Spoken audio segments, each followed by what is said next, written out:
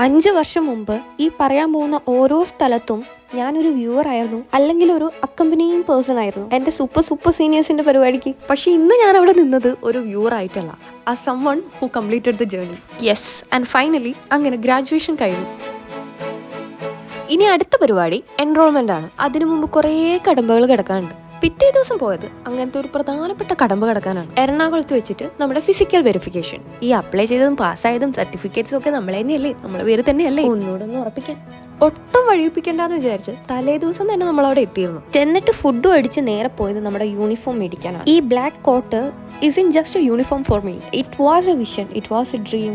വർഷങ്ങൾക്ക് മുമ്പ് ഈ മൊമെന്റ് ഞാൻ ഇങ്ങനെ ഇമാജിൻ ചെയ്യുമായിരുന്നു. പക്ഷെ അന്ന് അവിടെ പോയി ആ കോട്ട് എടുക്കുമ്പം എല്ലാം ഒരു മെക്കാനിക്കലി നടക്കുകയായിരുന്നു. ഞാൻ ഇമോഷണലി ഒട്ടും കണക്റ്റഡ് അല്ലാത്ത പോലെയൊക്കെ ഉണ്ടായിരുന്നു. പക്ഷെ ഇപ്പോൾ ഓർഡർ ചെയ്ത് അതിനു വേണ്ടി വെയിറ്റ് ചെയ്തിരിക്കുന്ന ഓരോ നിമിഷവും എനിക്കിങ്ങനെ എക്സൈറ്റ്മെന്റ് കൂടിക്കൂടി വരികയാണ്. സ്വപ്നം കണ്ടതിൽ നിന്ന് യാഥാർത്ഥ്യത്തിലേക്കുള്ള ദൂരം 10 ദിവസം ഉള്ളെങ്കിലും I felt like 1 month. And the very next day we went for the physical verification. ഇങ്ങനത്തെ ഒക്കെ കുറച്ച് പരിപാടികൾ ഉള്ളതുകൊണ്ടായിരിക്കും കോളേജ് കഴിഞ്ഞതായിട്ട് നമുക്ക് തോന്നിയില്ല. കാരണം പോകുന്ന എല്ലായിടത്തും നമ്മൾ പിള്ളേരെല്ലാം ഉണ്ട്. അങ്ങനെ അത് കഴിഞ്ഞു.